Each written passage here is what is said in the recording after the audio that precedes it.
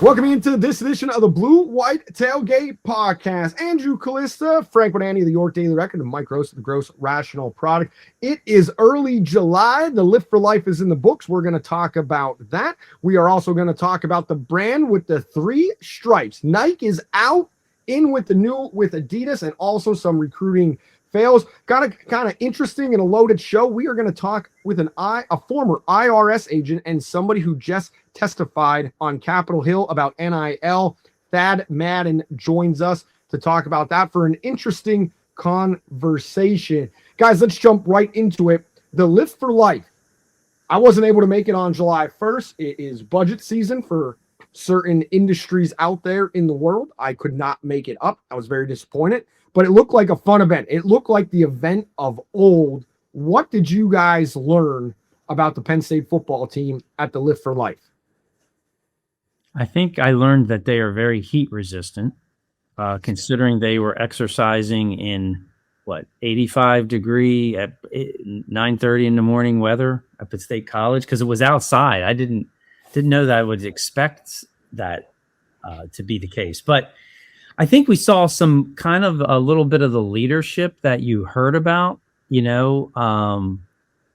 Armstrong Nadim, the defensive tackle transfer. We keep hearing how he's the loudest, strongest, guy on the team possibly now. But we saw a little bit of him in action, trying to get his guys together, and the way you could see him being a leader. So I think it's real. I think we got to see a little bit of that, and I think it was our first time with Reed Kagi, the strength and conditioning coach, and I don't know what you think, Mike. I loved his talking, but he talked really fast and didn't really want to stop when he talked.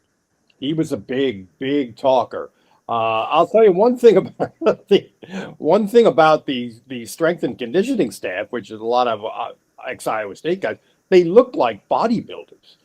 They're unbelievably ripped. I almost asked him. I kept getting interrupted. I kept getting talked over, but I was going to ask him, what is his arm day like? What is his push workout like? I mean, these dudes are ripped. But I would say, kind of what Frank said. It was unbelievable, some of the stuff that they did. I mean, they're doing airdyne. They're doing like competitive airdyne bike racing, sprint racing in 90-degree heat and 90-degree humidity. I thought they cut it. I think it lasted less long than most years, and that was certainly because of the heat. That makes perfect sense. And the two things I would say is with Max Granville and Tony Rojas, it looks like they're well on the way to being past their injuries, and they were kind of full participants. So if there was any minor football significance at all to it, I think that would be the thing I would point out. Mike, good thought. Same with Rocco Beck. I think those three guys, I think they were full go, and especially Tony and Max Granville, because Penn State's defense needs playmakers, and we don't know who they are. And to have those two guys healthy, I think, would be two of the biggest pieces of their puzzle, honestly, on defense.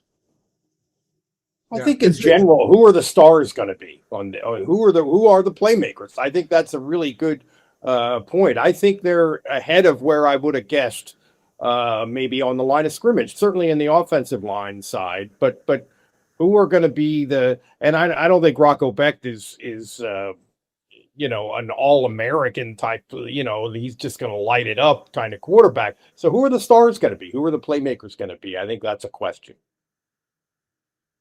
Yeah, good one. The Live for Life has always been pretty special. I still remember when Sean Lee was coming in, and when it was held in Haluba back in the early days of it starting, when they would open up to the public, and he just came in and tore it up, and watching some of the older classmen just watch him as a freshman go to work on mountain climbers and things like that. It just seemed like from a distance, it seemed like a fun event. And I think that was lost when it got changed under Bill O'Brien and it was held at the lacrosse field. And I remember Mark Brennan being like, nobody knows what's going on. And there were guys going all over the place, and offense versus defense, but they had a fun tug of war.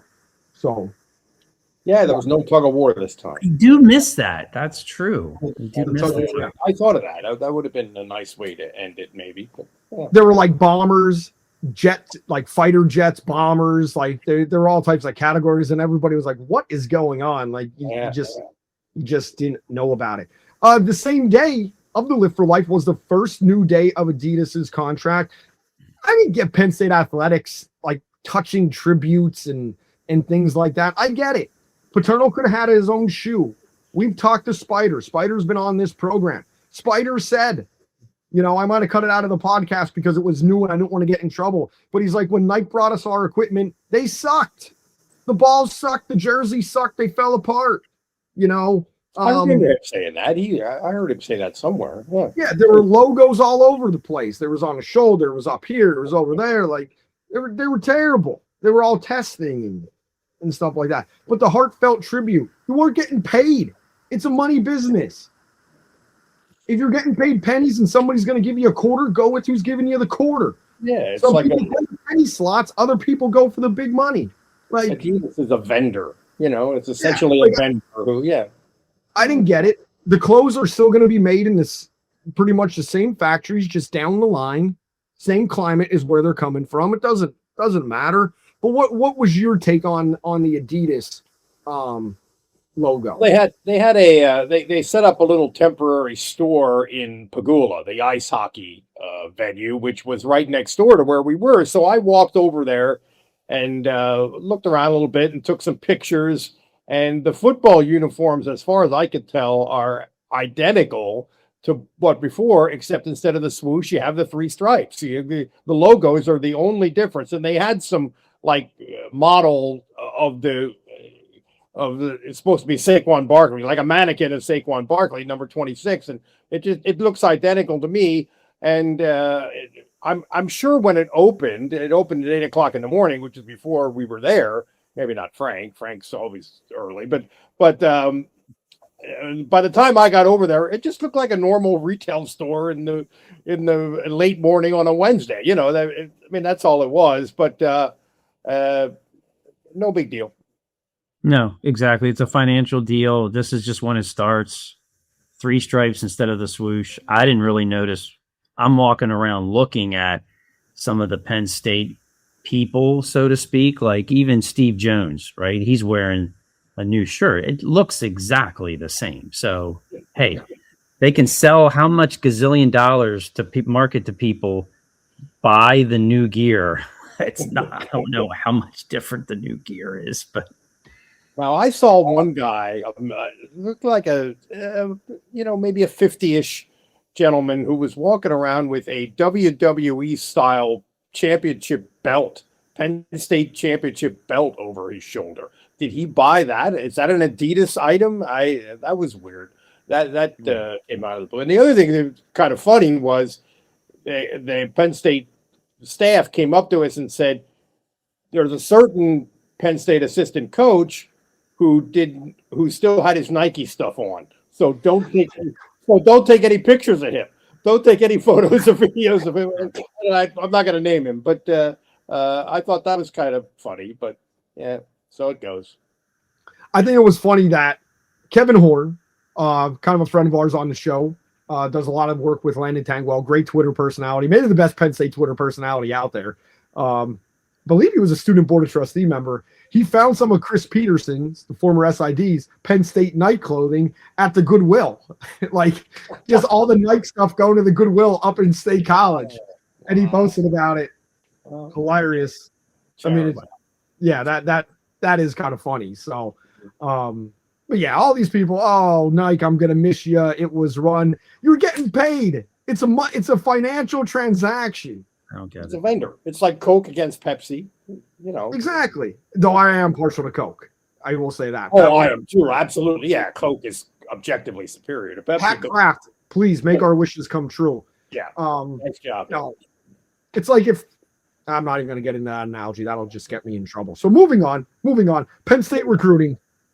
It had something to do with something in Harrisburg and on Front Street. And maybe something and somebody leaving. I'm not going to get into that analogy. I'll let people piece that one together.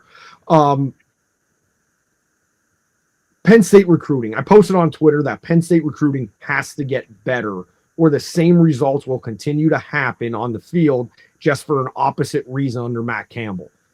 Everybody came in to Frank that was like, it's year one, it's year one, it's year one.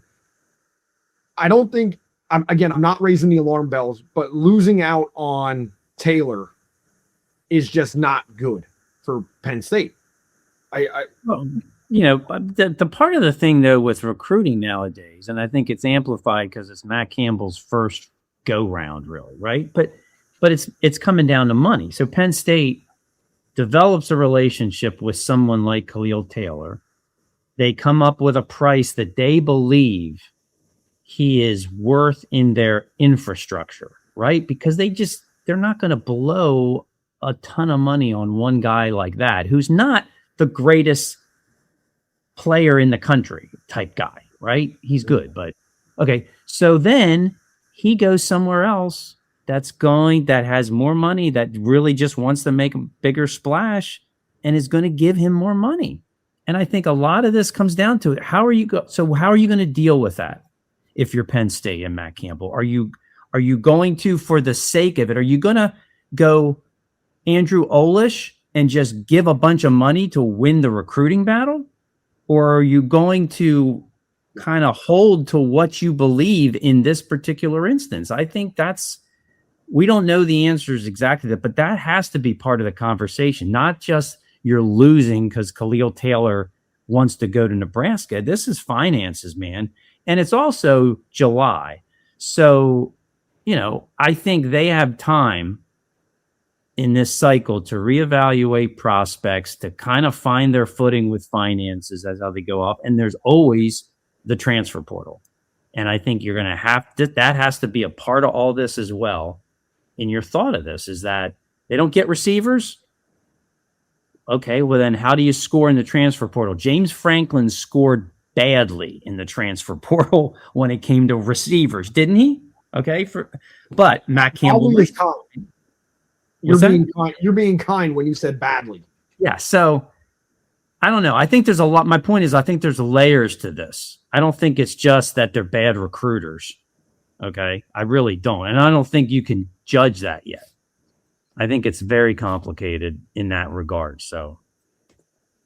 Well, I mean, we could say that Franklin screwed up in the portal with wide receivers, but he brought in 3 wide receivers that a lot of other people wanted. That were pretty highly regarded within the transfer portal in the wide receiver group. So I mean, I don't know if I want to kill Franklin about that. A lot of people want to kill Franklin about a lot of stuff right now. But anyway, you know, I think this is a concern. What Frank said, that's absolutely true in any individual case, but there's too many individual cases now. I think they've got a problem. They have a chance to win next year. I think largely because of their schedule.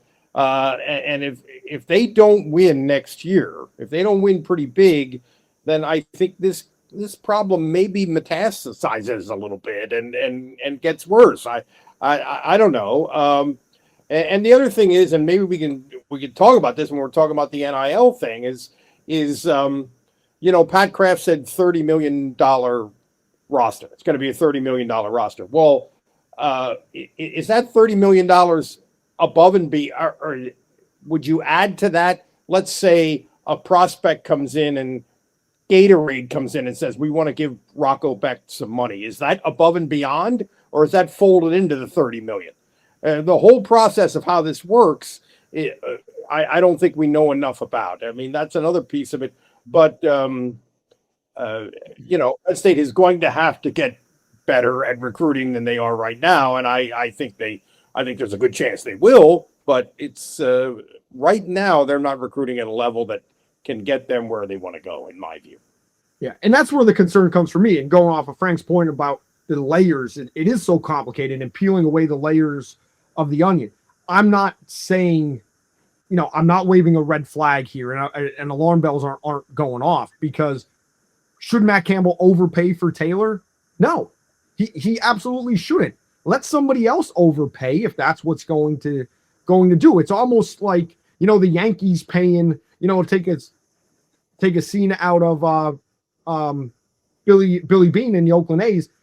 The Yankees are paying $3.5 million of David Justice's salary to play against the Yankees. That's what the Yankees thought of him. So in a way, if somebody's going to overpay for a college football player, well, in a way that you don't have that same valuation on, well, you're weakening that college football team, their future recruiting and their finances in kind of the same way. I know that's a little bit apples to oranges, but it still translates.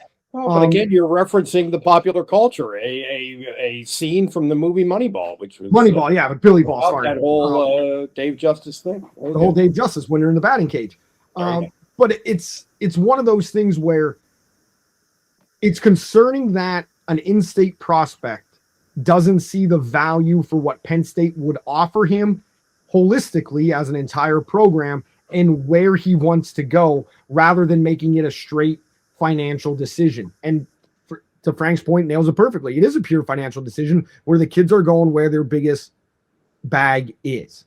And that's the concerning part for me, that Penn State so far under Matt Campbell hasn't been able to convince some of their guys that they've targeted to say, we're still better for your all-around football. You're taking fast money, long-term financial gains.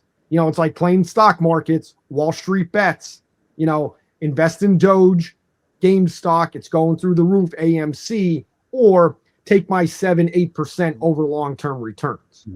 And I was going to say, we have a long time till December, and maybe Nebraska isn't where Khalil Taylor ends up. We don't know that, right? But after the way he went about his announcement yesterday, I'm not sure that Penn State is going to be in the possible. No. And but you develop a great relationship with this in-state guy. All of a sudden, when did 15 years ago a guy like him suddenly pop up at his position? I'm going to go to Nebraska. I mean, come on. That just doesn't really on the outside make any sense beyond finances to me.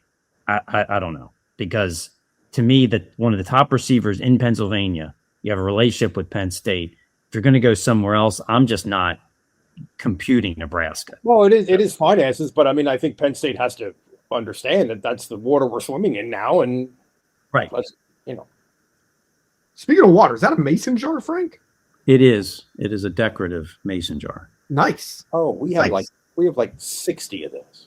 I thought you were taking a drink of shine for a quick second right there. No, I got other issues, but not drinking it 9:50 in the morning. I wouldn't have said it was an issue. I just would have been like, it's rock and roll, baby. Love it. I said we had kind of a loaded and a different show this week on the BlueWhite Tailgate Podcast, and we are proud to introduce Thad Madden, NIL tax consultant, former IRS revenue agent, and kind of a sports star. We'll get into that a little bit later. But Thad, you recently testified before Congress down in Washington, D.C., so we're going to get into NIL a little bit. Everything sound good, Thad? Thanks for joining us. Hey, thanks for having me, guys. I'm looking forward to it. First question I got to ask you, what was the entire vibe like down on Capitol Hill testifying related to NIL and college sports down in Congress? Because there's people that want Congress to be involved, and then there's other people that say, keep the government out of everything. So what was that kind of vibe being like on Capitol Hill? Yeah, this was, I testified in front of the House Ways and Means Committee. Many believe that's the most powerful committee in all of Congress because they really control the purse strings and tax policy. They don't have any bills pending in their committee now regarding NIL, but as you know, there's other bills in the House. There's the Save College Sports Act in the Senate that's been passed out of committee that Ted Cruz and Susan Cantwell are sponsoring on a bipartisan basis. But the House Ways and Means Committee was interested specifically in the tax implications of the athletes earning NIL income and what they might be able to do to help in the process and maybe insert themselves in some of the other bills that are in various committees in Congress. So I had written a couple articles that were published, one in Tax Notes Today and one in Bloomberg, and some of the staffers on the committee picked up on those and had called me. We had a couple conversations, and they seemed to be, impressed with my knowledge and invited me to come down. It was postponed 3 or 4 times, but eventually happened last Tuesday, June 30th, and the hearing lasted 4 hours. So it was pretty intense, but seemed to go well. I made a 5-minute opening statement. I had a 10-page written testimony that they asked me for, and answered the questions. Some of the questions I couldn't answer, but any around NIL and taxes, I felt comfortable answering. When the whole idea of NIL first started, a lot of schools were like, we're going to help our athletes become entrepreneurs. It seemed like they were intending to give them a lot of the guidance that I think you believe is missing now in terms of financial literacy, et cetera, if that's a fair statement. So what went wrong there? It seems like they've gone in the other direction a little bit, if that's a fair statement. Yeah, well, what I've seen, Mike, is there's great diversity out there. There's great diversity with the athletes. They're, from their backgrounds that they come from. And many international athletes are now earning rev share money in the NIL world. So there's great diversity there, but there's also great diversity at the schools. I have a consulting contract with a firm called Scout that has contracts with about 40 schools throughout the country, and Scout provides, everything. They do payment processing, getting the money from the school to the athletes. They do financial literacy training. They do taxes. They do investment advice. So there's a lot of schools out there that are very serious about it. A lot of coaches. I've seen one coach, a basketball coach, that had every player on his team set up a Roth IRA as they're earning their NIL income. And then there's others, quite frankly, that have said, quote, they're making all this money. They're making a lot more money than I'm making. Let them figure it out on their own. We can only take them so far. We can sort of point them in the right direction. So some schools, some athletic departments are very interested in helping the kids, because they're self-employed. One of the biggest misconceptions in the public, and I said this last week on Capitol Hill, is that the athletes are employees of the school. And as you know, that's not true. They're independent contractors. They're self-employed. So they get all this money thrown at them, fresh out of high school, 18 years old, and they have to pay their taxes on their own as they earn the money, preferably in the form of quarterly estimated tax payments. That's quite the ask for an 18-year-old fresh out of high school. So everybody says, I'm sorry to interrupt you. Just no, to clarify. Everybody says, well, we should have, we should reform this. We should have some walls up. Would a potential wall be a base level of financial literacy training that's required, maybe not by legislation, but by the NCAA or some entity like that? Absolutely. Yeah, absolutely. And I said that on Capitol Hill last week. And it should start really at the high school level, or even earlier than that, maybe in the upper grades, middle school, 7th and 8th grade. When I was in high school many, many years ago, we had I went to Cardinal Brennan High School, small school in Schuylkill County, but we had a social studies teacher who, during our junior year, I believe, during tax filing season, he gave us an assignment. He gave us a mock W-2, 1099s, a blank 1040 return, and the instruction booklet for the 1040. And the assignment was complete this tax return based on what I've given you. It doesn't happen anymore. Some states actually have financial literacy mandates for high school education, but I've talked to several colleagues that tell me that it's usually not fully funded. I talked to somebody, I think in North Carolina, where they do financial literacy training in high school during morning announcements, of all places. It's not going to work, So, and then you also have to consider the athletes when they get to college. I mean, it's a brand new world for them, a brand new way of life. They got training, they got practice, they got games, and what the travel is now, especially with, major conferences like the Big Ten. Traveling out to the West Coast for games, holding their attention for for a lengthy period of time to teach financial literacy is very, very challenging. So I like to see it like maybe in an orientation session where they come in with their parents. Seems like, the moms, I like to say, let's recruit the moms, let's get the moms involved. I know Jay Wright used to do that at Villanova. He recruit players, but also recruit the moms. And I think that's a great way to approach it as well. But like I said, I've seen some kids that are investing their money, making their estimated tax payments, investing in index funds like the S&P, fully fund their IRAs. And then I've seen another athlete, for example, that had over $200,000 sitting in a non-interest bearing checking account for like 12 or 14 months. So great diversity across the board. But really, Mike, you hit on a great point. Financial literacy is so key. And not just with taxes, but so many issues, so many problems arise from tax delinquencies, from tax liabilities. I can't imagine starting out in life, graduating from college, and having the IRS pursuing you for unpaid taxes. It's just, it's hard to imagine. But I'm seeing more and more athletes leaving college with large tax liabilities that they can't pay. Because as you know, only a very, very small percentage of NIL athletes are going to play professionally. Thad, what do you see specifically as the biggest issue with NIL right now? Is it simply that the tax literacy part of things, or with your involvement in this, what do you see as the biggest hurdle right now, or the biggest thing? Yeah. Thanks, Frank. My soapbox issue, when I get up on my soapbox, it's about withholding. We have a voluntary tax compliance system in this country, and we have about a 90% compliance rate. But the biggest reason for that is employees or employers required to withhold taxes from their employees, right? That's not happening with the millions, billions of dollars being paid now to athletes. They have no withholding. And as I said on Capitol Hill last week, a friend of mine commented that it's like these kids hit the lottery.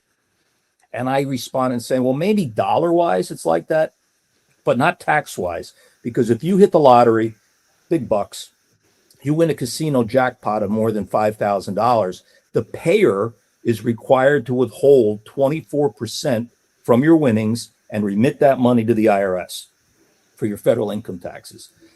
That would be a simple fix in Congress to just add a paragraph to its section 6402 of the Internal Revenue Code, just add a subparagraph that any NIL payments, or at least the rev share payments from the school, should be subject to some mandatory withholding. And that would put the kids, I'm saying the kids, the young athletes, the young men and women give them a great head start towards compliance, because money would be withheld and put aside for them, sent to the IRS on their behalf. And it would eliminate some of these large tax liabilities that I'm seeing, $50, $60, $100,000, because I've seen some athletes that have earned NIL income, significant NIL income for the last 3 years, that haven't even filed tax returns yet, let alone made any payments. Dad, do you work with Penn State athletes at all? Have you done that in your time? No, Scout does not have a contract with Penn State. We have met with the administration a few weeks ago, but Penn State has not committed to having a contract with Scout. But could you share with people your best Penn State football recollection memories? Because you did go there, correct? Oh, yeah. Well, yeah, I like to bring this up quite a bit. I tell the athletes that I didn't play sports at Penn State. I graduated in December of 1983. I did try out for the tennis team, but I didn't make it. They just did the tryouts were playing challenge matches against other people. I think I won 2 matches and then lost. But so I didn't play sports, but I do, and I swear I still hold a Beaver Stadium record. One of the most famous games, I'm sure you're familiar, in the history of Beaver Stadium, September 25th, 1982, Penn State, Nebraska. The famous game with the questionable calls at the end of the game. But I sold more popcorn in the stands that day than anyone had up until that point in the history of Beaver Stadium. I was a popcorn vendor. And I tell that story for some laughs and a little bit of an icebreaker, but I made probably $25 or $30 that day selling popcorn. Todd Blackledge didn't make any money. Kurt Warner didn't make any money. Kenny Jackson didn't make any money. Irving Fryer didn't make any money. Mike Rozier didn't make any money. Turner Gill didn't make any money. All of these high draft picks in the NFL that played for Penn State and Nebraska made nothing, made zero. And Thad Madden selling popcorn made $25 or $30. So that's sort of my famous Penn State story. Thad, before I ask you a question here, show me that season ticket that you had on before we were talking. Yeah, well, I carry this with me as well. You know, my wife gives me a hard time that I saved too much crap, and but this is my season ticket for football in 1980. I had it laminated because it was getting kind of dog-eared, but I carry it with me as a reminder of how much things have changed. This was 1980, 6 games. You used to just get hole punches. I didn't go to the first game because I was at the ABA parade in Ashland that weekend. But the price on the ticket is $21 for 6 games. And I think last year's student ticket was around $300, maybe a little less than 300. So it doesn't sound like a lot, but that's a pretty high percentage increase. And it's just a reminder of how things have changed. And it's not going away, you know.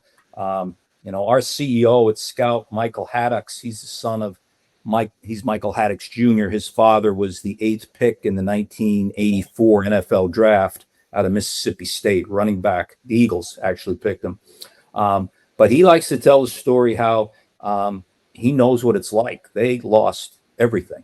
You know, they had no money after he got cut by the Packers. And, he tells stories about cars getting towed out of the driveway and the lights getting turned out in the house. And that's part of the reason he's doing this. And he likes to tell the athletes, half of the country hates you. Half of the country, or maybe more, doesn't think you deserve this money. And the system isn't set up for you. Talking to the athletes, the system isn't set up for you. And, he likes to say it's over fast and it's over forever. And we really preach to those, that 98, 99% of athletes that'll never play professionally. And this is the most money they're probably ever going to make in their entire lives. I just read an article yesterday where athletic director in the SEC said 4-star recruits, now not 5-star recruits, 4-star recruits. Last year, you could get one probably for $350,000.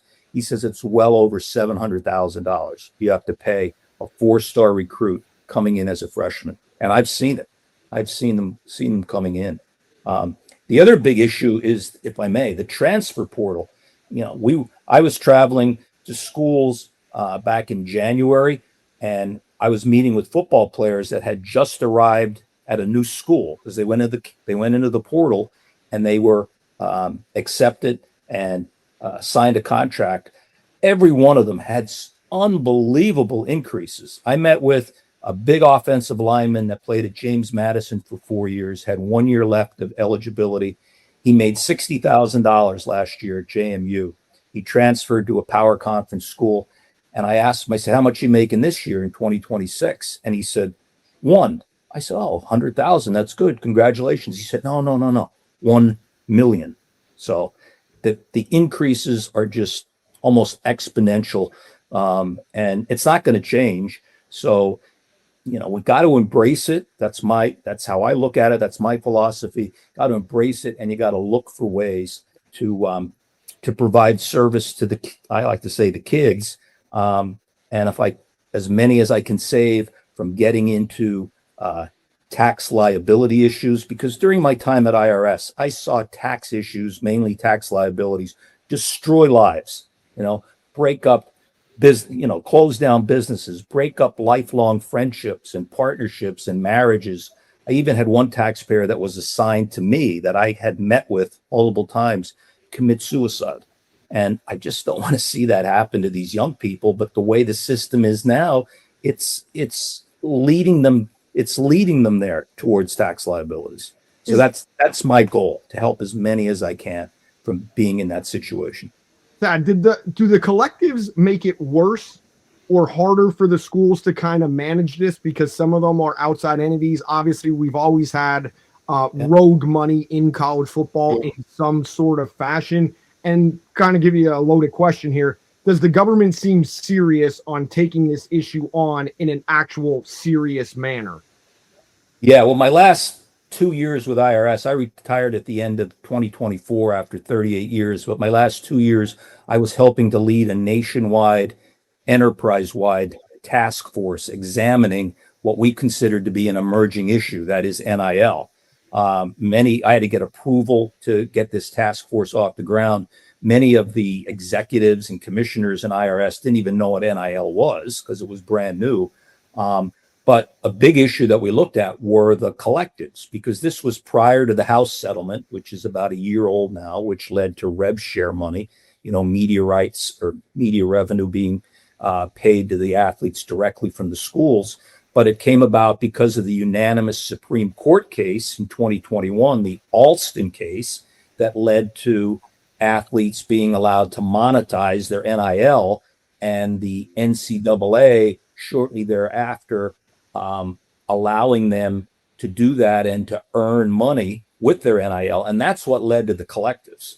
And like you said, Andrew, the boosters have always been around, but this sort of legitimized and legalized, if you will, the boosters pooling their money and trying to use that to put the best team on the field or the best team on the court. What happened was many of the collectives applied for tax exempt status with the IRS, for 501c3 status, tax exempt, saying that they were charitable organizations, which was an incentive to the boosters, because if they were donating to a charitable organization, they get a tax deduction for a charitable contribution. But they weren't charities. They weren't charitable organizations. As you know, it was, pooling millions and millions of dollars and then having the athletes make an appearance at an alumni event, or maybe visiting a children's hospital around the holidays or a sports camp during the summer, but paying them hundreds of thousands of dollars for 2 or 3 appearances. And it wasn't deemed to be in the best interest of the community or a strictly educational purpose. It was for the financial interest of the players and the teams to put the best team on the field and the court. With the advent of rev share, the schools paying the athletes directly, some collectives have gone away, right? Others have gotten stronger. We hear about the billionaire benefactors. You hear about Ellison at Michigan, and you hear about Mark Cuban at Indiana, and you hear about Cody Campbell at Texas Tech. They're donating millions and hundreds of millions of dollars. So that has to be flowing in through collectives somehow. But until the IRS goes out and conducts an audit of the collective entity, whether it's a tax exempt entity, which would be required to file a Form 990, or a corporation or an LLC, we really don't know the inner workings. I haven't had much contact with collectives. I can tell you one story that illustrates a lot of this. I met with a young offensive lineman who didn't get drafted. He graduated last year, didn't get drafted. He will never make any money playing football again, most likely. But he hadn't filed his tax return. He had one 1099 from his collective for $240,000. I said, well, that's our starting point. That's what we have to start with. He said, I did not make $240,000. They didn't pay me $240,000. I said, well, go back to the collective and ask them for an itemized listing of that $240,000. And he said, well, I'll have to talk to, and I'll change the names. I'll have to talk to Harvey. I said, Harvey who? He said, I don't know. Harvey's the guy that gives us our money. He's the guy for the collective. So he went back to Harvey. Harvey gave him an itemized list. Well, guess what? They bought him a truck for $60,000. $60,000 included in that $240,000. They paid for a condo for him off campus. He was married. His wife was pregnant. They rented out a 2-bedroom condo for him, paid all the utilities. That was included. He got in a dispute with the landlord over some damages, The landlord sued for $8,000. The collective paid off the $8,000 to make it go away. Guess what? That's all included in that $240,000. They call that non-cash income, but it's taxable. And he ended up with about a $80,000 tax bill for 2024. And fortunately, he has saved. He had enough money to pay it off. He thought he had money for a down payment on a house. I said, well, I can get you a payment agreement with the IRS. He said, nope, I want to pay it off. I want it to go away.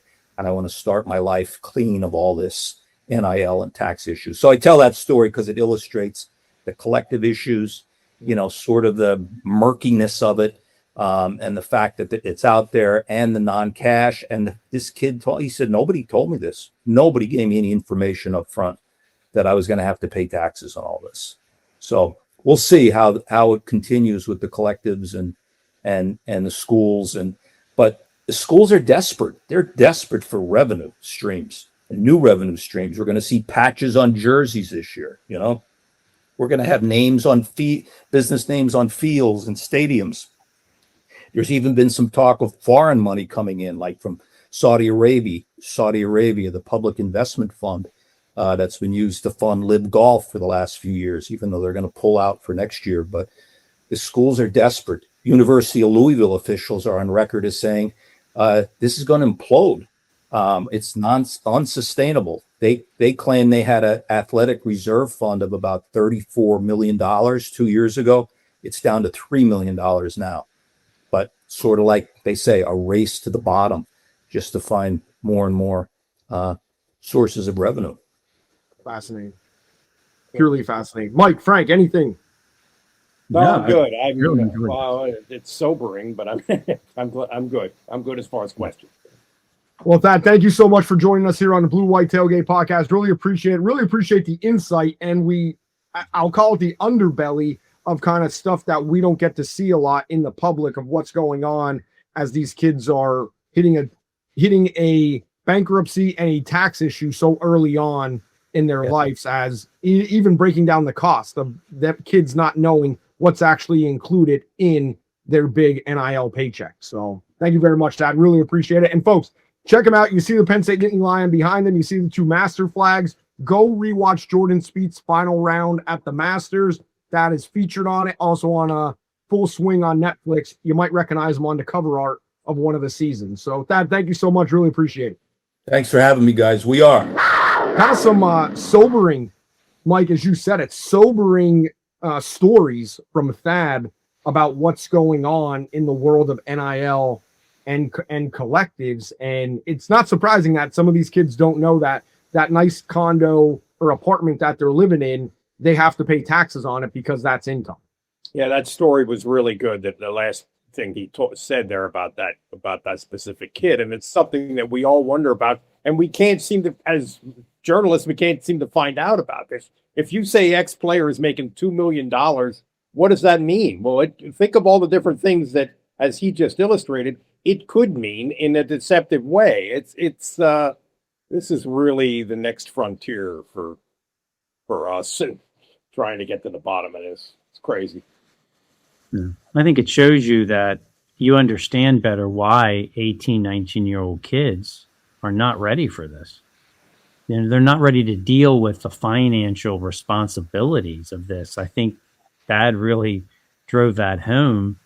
And if they don't, maybe if they have a good family and support system, they have a chance, right? But if they don't, which, hey, it's not their fault. I mean, how are they supposed to navigate this and actually not be in a worse situation at the end of their college career? That's right. Not be in a worse situation. Worse situation than if they never got paid to begin with, because that kind of bill, that knocks you over. Great. Yeah. Yeah. And to me, I kind of put the onus on, I'll say, the school, and good schools who do things the right way, and good coaches, not even necessarily the school, because you could have fluctuations in football, basketball, volleyball, whatever sport you're talking about in the NCAA, that these coaches and programs have to have within their own system, be able to make sure that these kids are doing the right things. Thad mentioned the travel, and I know it's a win at all costs environment. These are long flights. Those are perfect times to have adult conversations, maybe about what's going on. Yeah. It might not be convenient. We hear all the time Penn State players, oh, we popped on a DVD and we started prepping for our next opponent right away. At some point, adult conversations need to take place. And credit to the families that commit to the programs that are going to put their young athletes in the right position, whether that's a softball athlete that's making NIL, and softball athletes are making a lot of NIL money. Women's basketball making a lot of NIL money. Credit the schools and coaching staff that are doing it in the right way to make sure their athletes are coming out, whether it's with a degree or not, but at least if it's a degree in life, and making sure your tax bills are all paid. Boom. Yeah. I'm with you. But yeah, it was interesting. And I do think, the IRS is no nonsense. That is no nonsense. I mean, they took down Al Capone. We all know that if you're a history fan in America. So they're not going to be afraid to go after anybody because somebody's got to pay the bill. Well, I can think of somebody they're afraid to go after. You don't talk politics on it. Yeah, okay, but I can't let that slide. Go ahead. That's true. Moving on to the World Cup. The United States, we're all sports guys here. The United States crashes out in, again, sobering fashions. Captain America, Christian Pulisic, nowhere to be found. Ushered off with an injury. Fans are all upset on Twitter. Was this inevitable, guys? I mean, Penn State has a very good track on the women's soccer team, so I'm comfortable talking about soccer. I mean, it's I don't know enough. I don't know enough about this sport. I've really been trying during this World Cup to snuggle up to soccer, and it is interesting in a lot of ways. But then I watched the France-Croatia game the other day, in which was literally 10 seconds, two players and the balls collide, somebody flops. 20 more seconds, two players collide with the ball, somebody flops. I mean, so now I'm kind of turned off by soccer. And France is supposed to be the best team in the world, but I mean, I don't know. I think we're a second-tier soccer nation. Belgium has a pretty good tradition, it seems to me, in soccer in recent years, and it's amazing. I still think that like everybody, like if Allen Iverson and Russell Westbrook were from Belgium, they'd play soccer, right? I think that's what it is. I think that's just maybe we're too big and diverse to get behind this in the way that you need to become a top tier. And do we care enough? Yeah, right. That's We do. What it is. I think tons of kids play soccer, but do you ever really feel like it's gotten the investment, I guess, at the highest levels? Can it even be there? Yeah, there's just too many. There's too many sports. I mean, you see this as a sports reporter, right? As you work through the years, all of a sudden you're like, how many sports are they doing in high school in the spring? Or I know. I mean, so give credit to that. And I guess maybe in some ways it's a pat on the back that you are a second tier, considering, I mean, where does soccer rank as the top sports, so to speak, in our country? Where is it? Is it fourth? Is it fifth? Is it, I mean, where even is it? I don't know. So somewhere around fourth or fifth. So you appreciate the other team, right? You have to appreciate the World Cup for its whole, like the Mexico and England. I mean, that's just the scene. You can feel how much this means to these countries. Like, I don't think you can put a price on what it means to them compared to the United States. It's just not the same, and that's great for them. And I think you can feel it and see it. So that's what you appreciate. And then in Messi, we have a guy who you don't need to understand the sport much to be blown away by, right? Yeah. I don't know much about soccer, but I know that guy is unbelievable. I think there are, you kind of hit on it with the caring about it. I think one of the things is how much the best players in the world come here for baseball. The best players in the world come here for hockey. The best players in the world come here for basketball. The best players in the world for soccer do not come here. And that obviously hurts the growth of the sport, within America. I know the TV contracts and the Premier League has a massive contract and you could get it all over. It's just different. And I think that hurts it. But as a U.S. soccer fan last night, and I remember the 2002 World Cup and all the awe that was around that team, Landon Donovan, and making a run and beating Mexico in the first knockout stage when it was a 32-team World Cup and they won a round of 16 game.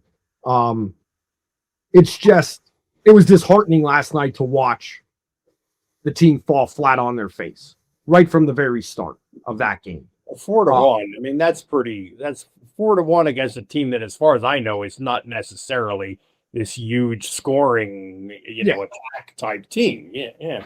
And even though it was 2-1, you never really felt like the U.S. was going to make it a game. It was a lot like watching some of the Penn State football games where they would hang on, but the other team was in complete control. And Belgium didn't even start their studs. They came on late, as they've obviously found something in their lineup right there. But that's pretty much it was just disheartening. And I just wanted to bring that up as a sports fan. We're a sports show. Guys, anything else we want to talk about before we wrap this episode up? Anything?